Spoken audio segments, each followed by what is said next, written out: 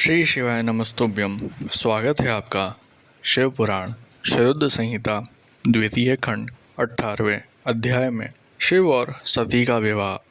ब्रह्मा जी बोले, नारद, जब मैं कैलाश पर्वत पर भगवान शिव को प्रजापति दक्ष की स्वीकृति की सूचना देने पहुंचा तो वे उत्सुकता पूर्वक मेरी ही प्रतीक्षा कर रहे थे। तब मैंने महादेव जी से कहा, हे भगवान, दक्ष ने कहा है कि वे अपनी पुत्री सती का विवाह भगवान शिव से करने को तैयार हैं, क्योंकि सती का जन्म महादेव जी के लिए ही हुआ है। ये विवाह होने पर उन्हें सबसे अधिक प्रसन्नता होगी। उनकी पुत्री सती ने महादेव जी को पति रूप में प्राप्त करने हेतु ही उनकी घोर तपस्या की है। उन्हें इस बात की भी खुशी है कि मैं स्वयं आपकी आज्ञा से उनकी पुत्री के लिए आपका अर्थात भगवान शिव का विवाह प्रस्ताव लेकर वहां गया। उन्होंने कहा, हे पितामह, उनसे कहिए कि वह शुभ लगन और मुहूर्त में अपनी बारात लेकर स्वयं आए। मैं अपनी पुत्री का कन्यादान सहर्ष महादेव जी को कर दूंगा। हे भगवान, दक्ष ने मुझसे यह बात कही है, इसलिए आप शुभ मुहूर्त देखकर शीघ्र ही उनके घर चलें और देवी सती का वरण करें। हे नारद, मेरे ऐसे वचन सुनकर शिवजी ने कहा, हे संसार की सृष्टि करने वाले ब्रह्मा जी, मैं तुम्हारे और नारद जी के साथ ही प्रजापति दक्ष के घर चलूँगा। इसलिए ब्रह्मा जी, आप नारद और अपने मानस पुत्रों का स्मरण कर उन्हें यहाँ बुला लें। साथ ही मेरे पार्षद भी दक्ष के घर चलेंगे। नारद तब भगवान शिव की आज्ञा पाकर मैंने तुम्हारा और अपने अन्य मानस पुत्रों का स्मरण किया। उन तक मेरा संदेश पहुँचते ही वे तुरंत कैलाश पर्वत पर उपस्थित हो गए। उन्होंने हर्षित मन से महादेव जी को और मुझे प्रणाम किया। तत्पश्चात शिवजी ने भगवान श्री हरि विष्णु का स्मरण किया।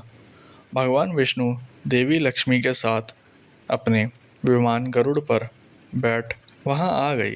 चैत्र मास के शुक्ल पक्ष की त्रयोदशी तिथि में रविवार को पूर्व फाल्गुनी नक्षत्र में त्रिलोकीनाथ भगवान शिव की बारात धूमधाम से कैलाश पर्वत से निकली। उनकी बारात में मैं, देवी सरस्वती, विष्णु जी, देवी लक्ष्मी, सभी देवी देवता, मुनि और शिवगण आनंद मग्न होकर चल रहे थे। रास्ते में खूब उत्सव हो रहा था। भगवान शिव की इच्छा से बैल, बाघ, सांप, जटा और चंद्रकला उनके आभूषण बन गए। भगवान स्वयं नंदी पर सवार होकर प्रजापति दक्ष के घर पहुँचे। द्वार पर भगवान शिव की बारात देखकर सभी हर्ष से फूले नहीं समा रहे थे। प्रजापति दक्ष ने विधि पूर्वक भगवान शिव की पूजा अर्चना की। उन्होंने सभी देवताओं का खूब आदर सत्कार किया तथा उन्हें घर के अंदर ले लिया। दक्ष ने भगवान शिव को उत्तम आसन पर बैठाया और हम सभी देवी देवताओं और ऋषि मुनियों को भी यथा योग्य आसन दिया। सभी का भक्तिपूर्वक पूजन किया। तत्पश्चात दक्ष ने मुझसे प्रार्थना की कि मैं भी वैवाहिक कार्य को संपन्न कराऊं। मैंने दक्ष की प्रार्थना को स्वीकार किया और वैवाहिक कार्य कराने लगा। शुभ लग्न और शुभ मुहूर्त देखकर प्रजापति दक्ष ने अपनी पुत्री सती का हाथ भगवान शिव के हाथों में सौंप दिया और विधि विधान से पाणी ग्रहण संस्कार संपन्न कराया। उस समय वहाँ बहुत बड़ा उत्सव हुआ और नाच गाना भी हुआ।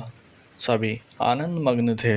हम सभी देवी देवताओं ने भगवान शिव और देवी सती को बहुत स्तुति की और उन्हें भक्तिपूर्वक प्रणाम किया। भगवान शिव और सती का विवाह हो जाने पर उनके माता पिता बहुत प्रसन्न हुए और महादेव जी को अपनी कन्या का दान कर प्रजापति दक्ष कृतार्थ हो गए।